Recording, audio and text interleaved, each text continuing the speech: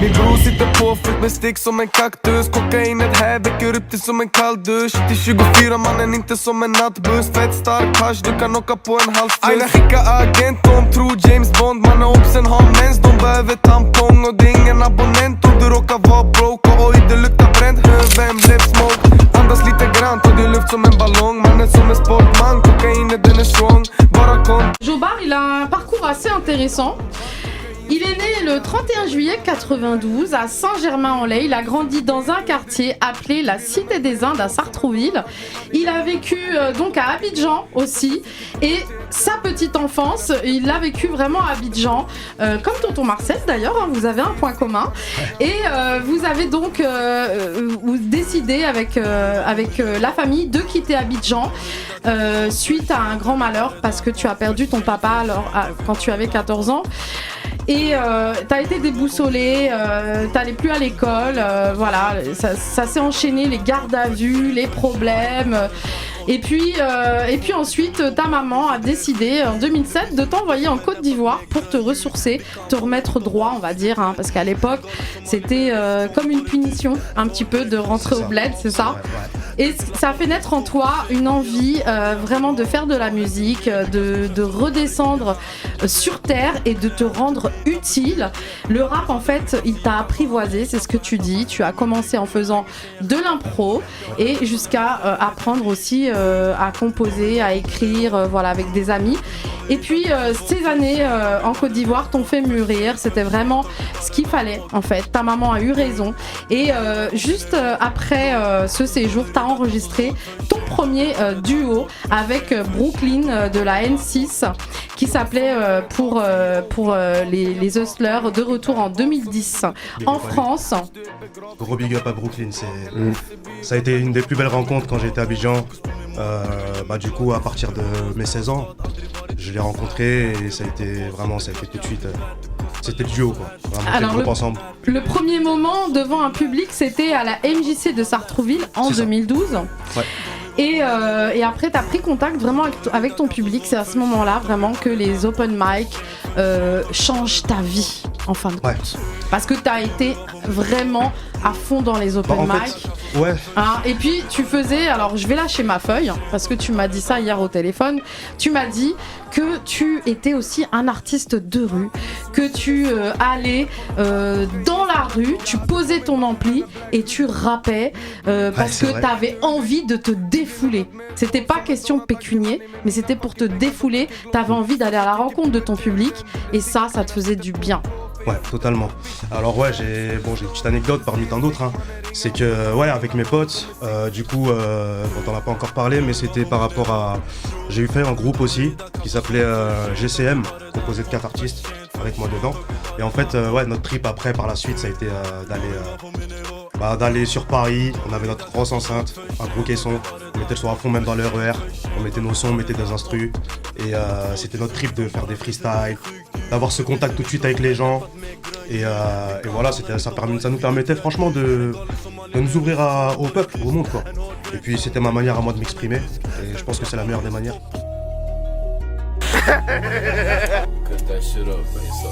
Il a rendu ça. Yeah. Dans l'allée de retour, il fallait que j'y aille sans me retourner. Jamais eu recours que la maille pour me retrouver. Les secours arrivent qu'après t'avoir trouvé. Le retard des uns fait la bavure de certains. Sois pas trop bavard, ça peut finir en perte, hein. Ça peut finir en perte, hein. Le malheur des uns fait le bonheur de plus d'un cœur scindé par les déceptions. J'essaye de me sortir de mon inception, tentation de les scier, mais le silence me fait revenir tant bien que mal à la raison. 4 heures du mat dans ma science, le sommeil est loin de la maison. Pas de souvenir qu'elle voulait qu'on se fiance. Moi je me souviens de l'époque où nous baisions. Non, ne parle pas de liaison. Le miel, le miel, le miel, le miel. Tout est une question de miel, le miel, le miel, le miel. Le miel, le miel, le miel, le miel, le miel. Tout est une question de miel, le miel, le miel, le miel. Le miel, le miel. Une question de miel, le miel. Le miel, le miel. Une question de miel, le miel.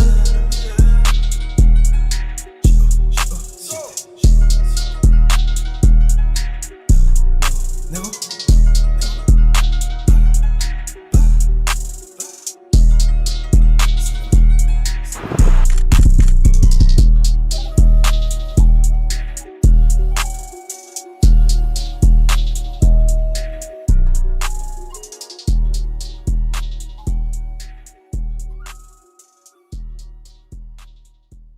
C'est de le faire dans la rue, de le faire avec le peuple directement, quoi. Pas forcément de tout garder pour soi. Voilà, je suis quelqu'un qui aime bien extérioriser, on va dire. Et le jeu bar de maintenant, qu'est-ce qu'il nous prépare alors? Alors, le jeu bar de maintenant, donc je l'annonce en exclusivité chez toi, Soso. Donc il s'appellera Le Début de la Fin. Projet qui me tient à cœur. C'est vraiment à cœur ouvert que je l'ai fait. Je pense que j'ai dit pas mal de choses que je disais pas avant. Et je pense que c'est le projet qui est le plus abouti pour moi, parmi les autres que j'ai pu faire par le passé. Voilà, il y aura 14 titres avec un intro, donc 15. Et je pense que voilà. Tu lui as donné un nom un peu à ce projet-là, non? Le Début de la Fin, il s'appelle. Le Début de la Fin. Voilà. Et quelques collaborations dedans ou pas du tout ou bien non? Alors oui, il y a des collaborations, y compris avec un artiste SIK, qui est justement de mon ancien groupe GCM, du coup. Et big up à lui. Voilà, on est ensemble, il le sait. Et j'ai 3-4 feats, ouais. J'ai même 5 feats, si je me trompe pas, avec un qui s'appelle Baki Toko. On est ensemble, il sait très bien aussi.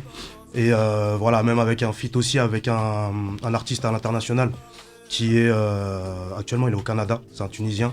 Voilà, donc voilà, il y a des exclus, on va pas trop en parler non plus pour que les gens ils découvrent le projet, mais il y a pas mal de feats, il y en a 4-5 et le reste c'est moi tout entier.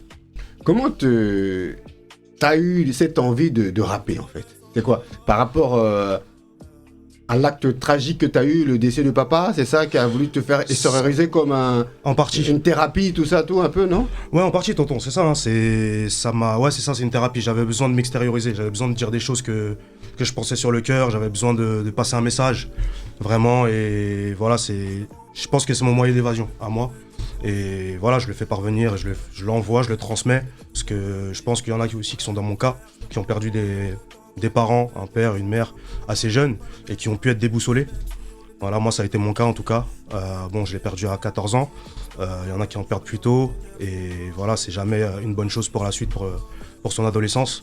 Et moi ça m'a permis franchement d'extérioriser, et aujourd'hui je vis pleinement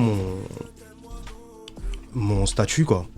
C'est vraiment quelque chose qui pour moi fait partie de moi. Sans la musique, je suis pas Jobar. Et je veux lui dire qu'il continue comme ça, que ça soit le métro, que ça soit le théâtre, que ça soit n'importe où il peut s'exprimer. Continue parce qu'un jour ou l'autre ça va payer. Et j'en suis sûr, quoi qu'il arrive. L'enfance que j'ai eue, c'est à peu près pareil et j'ai pas lâché jusqu'à je suis arrivé. Ne fais pas mes conneries. Dis ce que t'en veux dire au monde, dis ce que t'as envie de dire au peuple. Donne de l'amour et de l'émotion et quoi qu'il arrive, il sera obligé de réussir pour moi. Je l'ai écouté attentivement et je te dis la vérité, il n'est pas de ce garçon. Parce que la phrase qui m'a le plus choqué, c'est qu'il pense pas à lui. Il a dit il y a plein de garçons dans mon cas. Et tant qu'il pensera comme ça, tant qu'il aura beaucoup de force, et la force c'est la victoire. Wow. Merci beaucoup. Merci. Et je pense qu'aujourd'hui, j'ai cette chance déjà de le faire chez vous. Alors, pas chez le toi, même Soso. train de vie, pas le même. Merci, Jobar. Pas le même train de vie, c'est ce qu'on écoute en ce moment, là, en fond. Excuse-moi, Est-ce j'ai qu'on super chaud. Hein. On peut écouter pas le même train de vie? Je sais pas si je parle de choix. C'est le cata. On va écouter quand même, Jobar. Merci.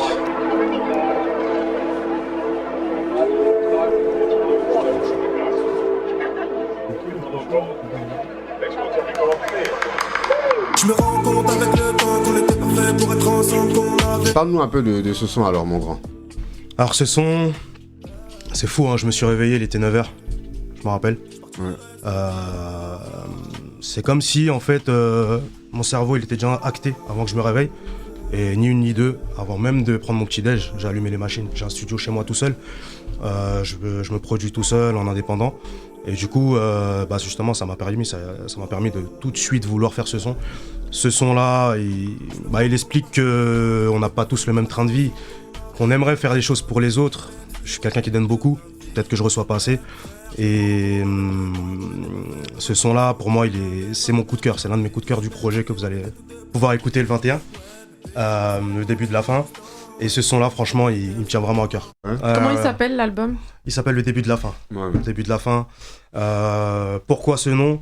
Parce que j'ai 30 ans, comme tu as pu le dire, tu l'as bien dit. Et en 15 ans, j'ai fait pas mal de choses. J'ai fait des open mic, j'ai fait pas mal de choses. Et malgré tout, je pense que je suis encore dans l'ombre.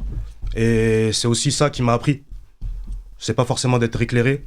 Et voilà, je suis quelqu'un d'entier. Et je pense que celui-là, il traverse un peu toutes les parties de ma vie, en fait, dans ce que je raconte. Et voilà, C'est choquant le titre quand même, hein. Le début de la fin. Il fait réfléchir. Hein. Parce que, après, moi, je suis quelqu'un. Je réfléchis beaucoup. Je suis quelqu'un qui réfléchit beaucoup. Et du coup, le début de la fin, il prend son sens pour moi parce que on sait pas quand est la fin, mais on a tous un début. Et donc, pour moi, la fin, elle approche, qu'on en veuille ou non. Et pour moi, le début de la fin, parce que. Pour moi, c'est une victoire d'être ici déjà. Voilà, mais moi, je pense que le début de la fin, ça veut dire autre chose. Le début de la fin, ça veut dire que ton début, c'est maintenant. C'est ça. C'est la fin des galères et c'est le début de la gloire. De quelque chose, voilà. C'est ça. Tu l'as bien dit, tu as vraiment tout dit. Tu l'as même mieux dit que moi, je te jure. Et voilà, juste pour rappeler que en ce moment, je participe à un festival qui s'appelle Emergenza. Voilà. Je voulais en parler, Emergenza. Alors, Dis-moi. tu as participé à ce festival et c'est pas fini. C'est pas fini, exactement. Explique-nous. J'ai eu la chance de pouvoir passer le premier tour. En fait, si tu veux, c'est sous forme de concours. Il y a plusieurs artistes. Et du coup, ça s'est passé il y a quelques semaines. Donc j'ai été qualifié pour le prochain tour. Ça se passe sur Paris. Enfin, ça s'est passé sur Paris. Alors le prochain lieu, on ne l'a pas encore. Et ça sera prévu normalement pour fin 2022. En décembre, je pense. Lourd, merci beaucoup, tu te déchires. Pour ceux qui veulent venir, si Dieu le veut. Le début de la fin. De vi var på min nivå, yo. De vill rida kanske svag för tjej, tagit av det där och för